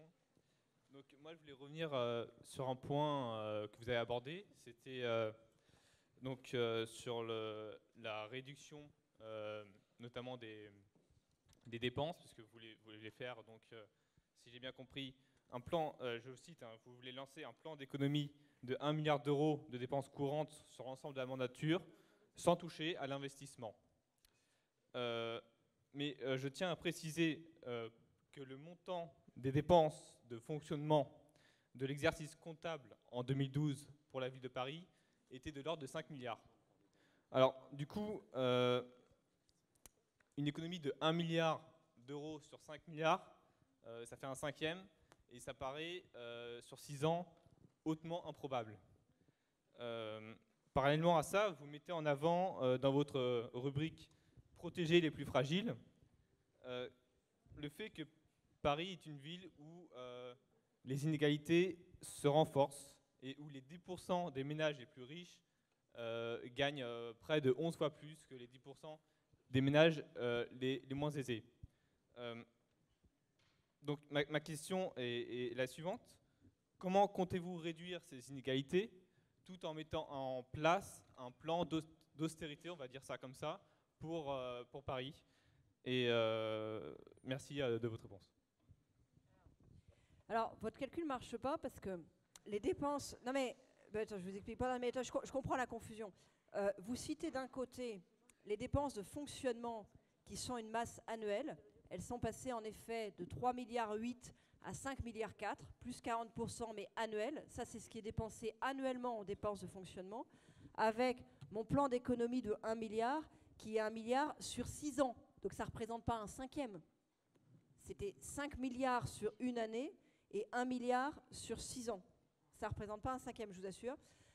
D'autant plus que les 1 milliard d'économies sur 6 ans sont 1 milliard de dépenses de plusieurs natures, y compris sur des dépenses qui sont aujourd'hui pas classées dans les 5 milliards de dépenses de fonctionnement, comme par exemple la préemption immobilière dont j'ai parlé. Je vais donner l'exemple de la préemption immobilière. Vous avez 1 milliard qui a été dépensé sur 2 mandatures pour préempter des logements et les transformer en logements sociaux. Moi, je souhaite ne garder de la préemption que la préemption de logements insalubres, d'habitat indigne ou d'habitat très dégradé, pour lesquels ça a du sens. En revanche, il y a une part importante de cette dépense qui, elle, a été consacrée à racheter des logements de la classe moyenne pour les basculer en logements sociaux. C'est une dépense qui est absurde de mon point de vue. Je vais vous dire pourquoi. D'abord parce que ça coûte très cher. Je vous ai donné l'exemple de l'immeuble avenue Georges V. On peut vous en trouver comme ça, avenue de Breteuil, dans des coins incroyables. Ça coûte très cher. Donc c'est beaucoup d'argent pour peu de logements. Ensuite, parce que ce ne sont pas des nouveaux logements. Et la crise du logement aujourd'hui à Paris, elle est qu'il n'y a pas assez de logements. Donc, ce ne sont pas des nouveaux logements. En revanche, ce sont des logements qu'on retire du marché, des logements qui auraient pu être ceux de la classe moyenne. Et on le retire en faisant grimper les prix. Donc en fait, on accroît la la crise du logement pour la classe moyenne. Et puis il y a un dernier problème, c'est quand la municipalité fait ça, elle garde les locataires. Donc ça ne résout même pas le problème pour ceux qui sont en attente d'un logement social. Parce qu'en fait, cette préemption, elle fonctionne avec une municipalité qui rachète des immeubles entiers, mais les locataires ont le droit de rester. Ils sont basculés administrativement dans le logement social, y compris pour ceux qui n'étaient pas demandeurs d'un logement social, y compris pour ceux qui n'étaient pas sur la liste. Autrement dit, c'est une opération qui coûte très cher, qui n'a aucun bénéfice pour les demandeurs de logement social, qui est contre-productive pour la classe moyenne qui cherche à se loger dans le privé à un prix décent. En fait, c'est une opération qui n'a qu'un seul intérêt, c'est qu'elle sert à augmenter artificiellement le taux apparent de logements sociaux de la ville de Paris. Donc elle sert à faire de la statistique. Et dans les 70 000 logements sociaux qui ont été, entre guillemets, créés par la ville, qui sont affichés comme étant des nouveaux logements sociaux par la ville pour les dernières mandatures, il y en a la moitié qui, en fait, ont été faits comme ça. Il y en a la moitié qui ne sont pas des nouveaux logements. Voilà le genre de dépenses sur lesquelles on peut faire des économies, et on peut faire des économies non pas en pénalisant ceux qui sont dans la difficulté, mais en retrouvant des marges, y compris des marges pour eux. Vous parliez des Parisiens les plus en difficulté. Aujourd'hui, vous avez un très gros problème dans la ville, qui est l'entretien des logements sociaux. La ville est très en retard sur son plan annuel d'entretien des logements sociaux. Donc vous avez des cités entières qui se dégradent parce que l'argent que vous utilisez pour faire du chiffre et pour préempter des logements de la classe moyenne sans résoudre aucun problème pour personne, vous ne le dépensez pas pour faire de la rénovation dans le logement social existant. C'est pas seulement une question de vase communicant, le budget, c'est une question d'utiliser l'argent de manière pertinente. Et il y a beaucoup de dépenses qui ne sont pas pertinentes dans la municipalité actuelle. Une des raisons en est que comme il y a eu une explosion des recettes liées aux droits de mutation à titre onéreux, une explosion des recettes liées à l'immobilier à Paris, eh ben, il y a eu une course en avant dans certaines dépenses parce que l'argent rentrait facilement. Et aujourd'hui, en fait, vous avez un nombre incroyable de dépenses qui sont sous-optimales à la ville. Bonjour madame, je m'appelle Antoine, je suis ici étudiant à Dauphine. Je voudrais revenir sur le projet de Coulée Verte et plus précisément sur le projet de création d'un campus de Dauphine sur la place du Maréchal de Lattre. Vous avez dit que le projet n'est pas équilibré financièrement, alors étant moi-même étudiant en finance, je peux comprendre votre réticence. Mais est-ce que vous ne pensez pas que ça vaudrait le coup de trouver les ressources pour un si beau projet? Et est-ce que donc, oui ou non, vous êtes favorable à la création d'un campus Paris-Dauphine dans les environs? Merci. Alors, j'ai, il y a plusieurs mois, présenté un projet de reconquête des portes de Paris. Moi, je crois que l'avenir de Paris est à ses portes. C'est-à-dire, je pense que c'est une vraie erreur de la municipalité sortante que d'avoir concentré les moyens et l'attention en matière d'urbanisme dans le cœur de Paris. D'abord parce que c'est plein comme un œuf, et ensuite parce que Châtelet-Les Halles soit la première porte d'entrée dans Paris pour la banlieue, aujourd'hui c'est une réalité, mais ce n'est pas forcément une chance. L'avenir du Grand Paris, pour moi, il est aux portes. Il est à excentrer, en fait, en quelque sorte, Paris, à recoudre Paris avec sa banlieue. Ça passe par leur couverture du périphérique partout où c'est possible, et ça passe par des projets d'urbanisme sur les portes. Donc oui, ça a du sens d'imaginer un projet d'urbanisme sur la porte Dauphine. Oui, ça a du sens d'imaginer un projet d'urbanisme sur la porte Maillot. Et d'ailleurs, il faut le faire.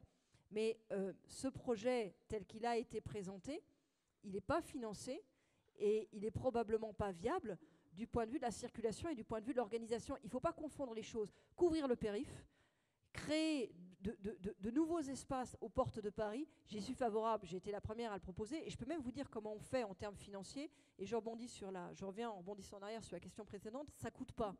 Ça coûte pas parce qu'en fait, vous libérez des espaces que vous pouvez revendre.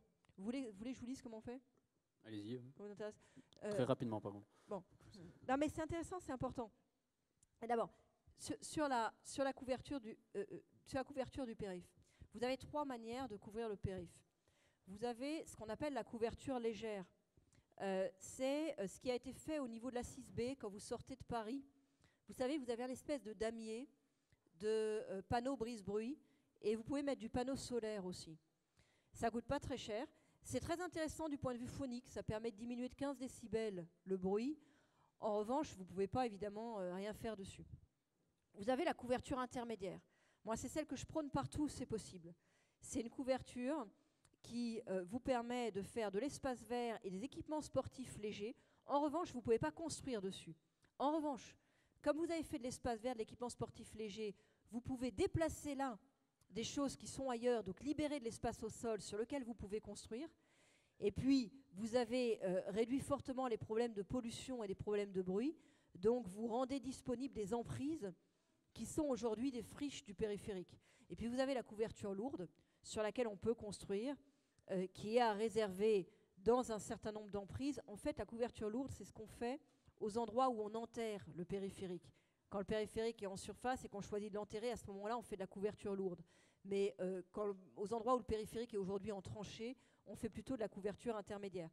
La couverture intermédiaire, ça coûte, selon les références, entre 30-50 millions pour 200 mètres.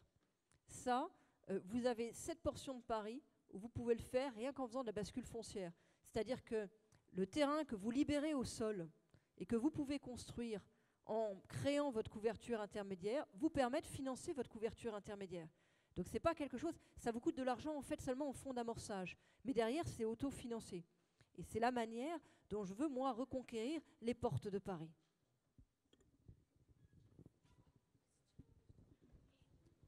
Bonsoir. Merci pour votre présentation. Alors il me semble que tout à l'heure, vous avez parlé d'un électrochoc. Moi, j'aimerais vous poser une question sur un électrochoc, cette fois un petit peu plus dangereux. Je m'explique. Cet électrochoc actuellement, qui est négocié un peu secrètement, c'est le traité transatlantique de libre-échange, le PTCI ou le TAFTA qu'on l'appelle. Très rapidement, en 2 points pour qu'on soit tous en clair.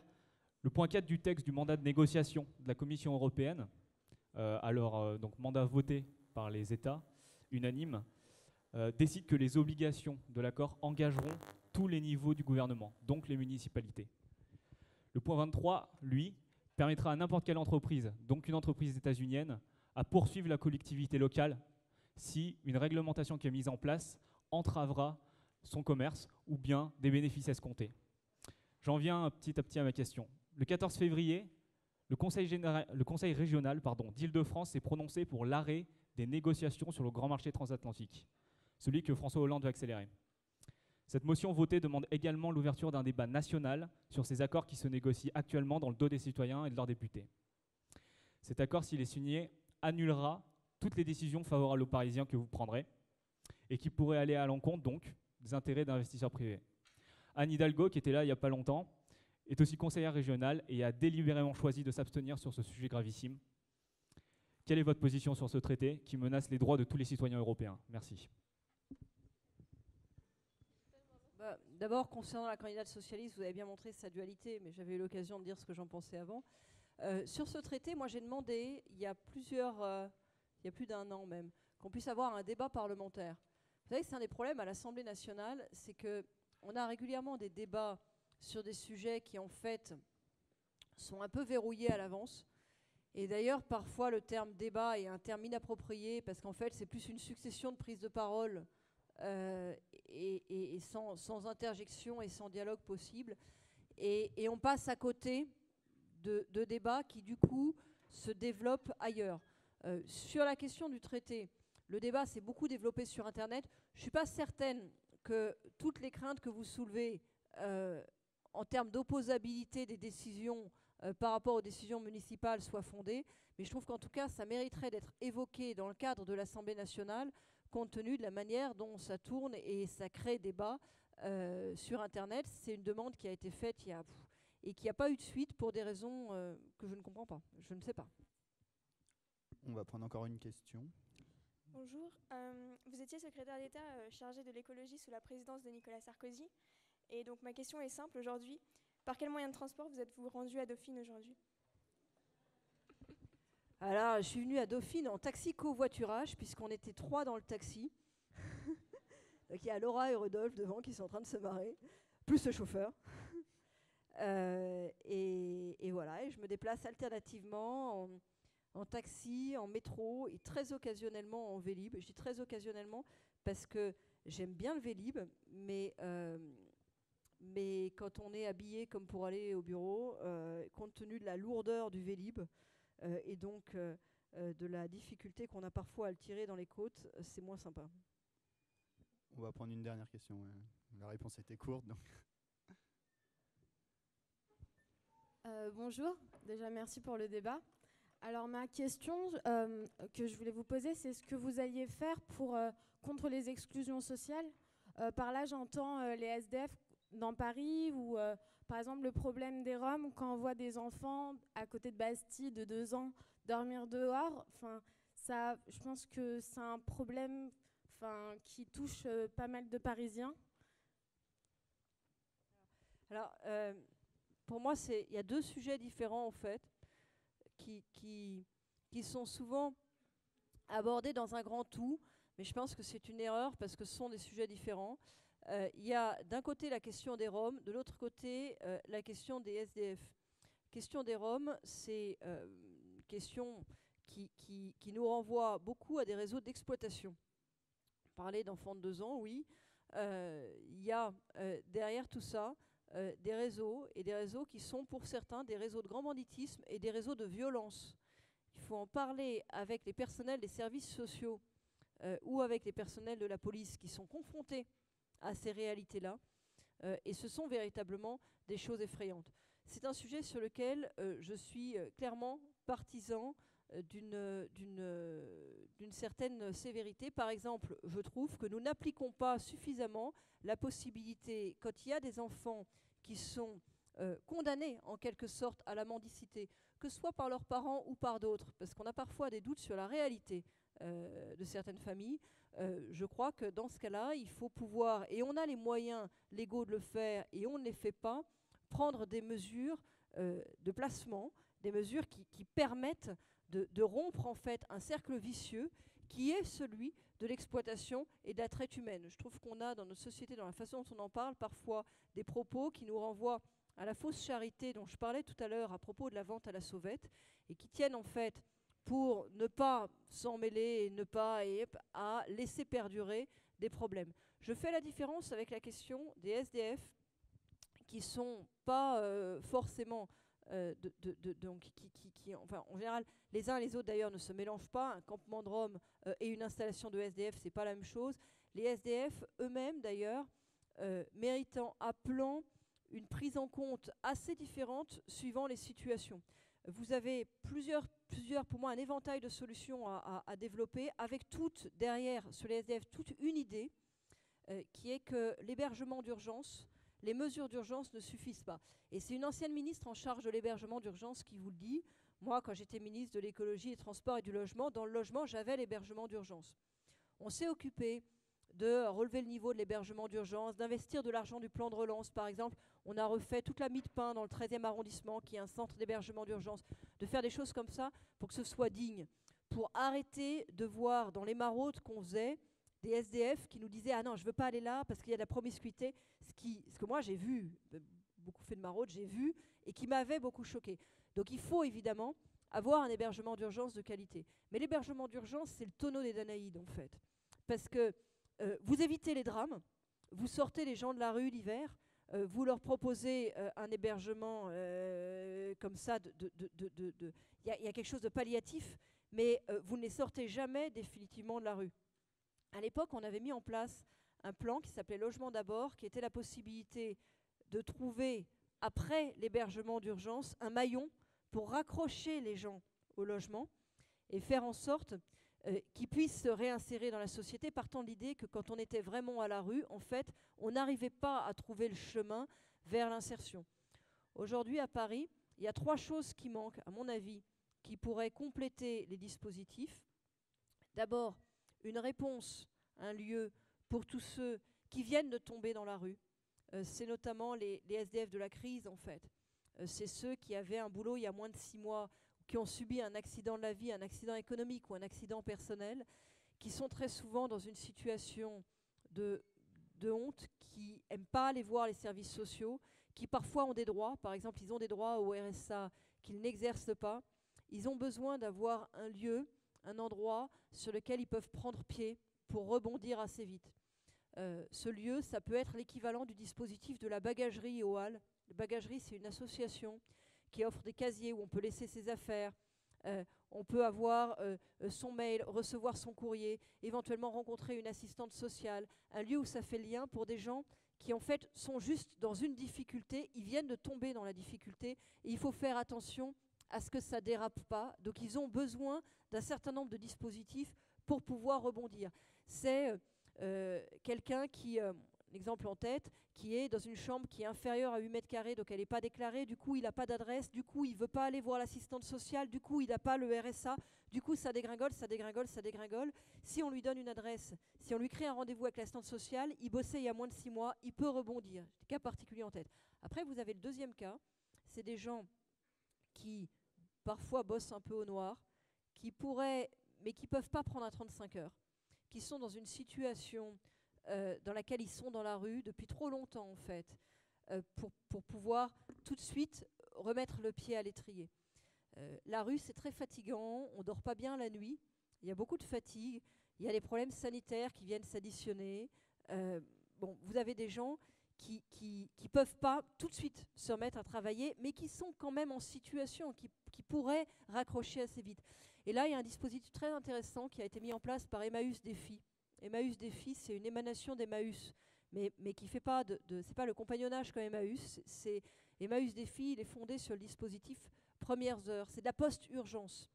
C'est la possibilité de faire travailler 4 heures, puis 8 heures, puis 12 heures, en les accompagnant. Des gens qui peuvent pas tout de suite prendre un 35 heures, arriver le matin toujours à la même heure. Tout ça, c'est compliqué, mais qui en même temps sont désireux de s'en sortir par le travail, et qu'on peut accompagner comme ça. Et ils ont réussi à sortir plus d'une centaine de personnes de la rue en 18 mois. C'est un dispositif, à mon avis, à généraliser. C'est 4 heures, 8 heures, 12 heures et après 26 heures en insertion, en partenariat avec des entreprises. Et la ville de Paris peut aussi aider à développer les partenariats avec les entreprises.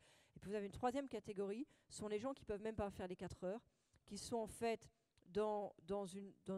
tombés vraiment profondément loin dans la rue, qui sont très loin. C'est ceux sur lesquels Xavier Emmanueli, le fondateur du SAMU social, a écrit un livre sur ça, sur les problèmes psy dans la rue. Et il appelait dans ce livre, c'est un bouquin, on peut pas mal travailler avec lui, c'est un bouquin qui m'a touché, je pense qu'il est dans le vrai. Il appelait à avoir une prise en compte psy de la déchéance qui suit une longue période à la rue. Vous avez des personnes qui en fait sont dans une situation physique et psychologique qui ne permet même pas d'entrer dans le dispositif Premières Heures.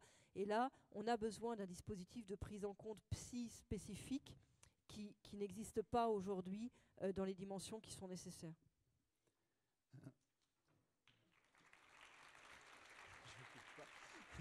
Merci beaucoup, Madame Kosciusko-Morizet, d'avoir répondu à toutes nos questions. Merci à tous et bravo pour tout le travail pour vous.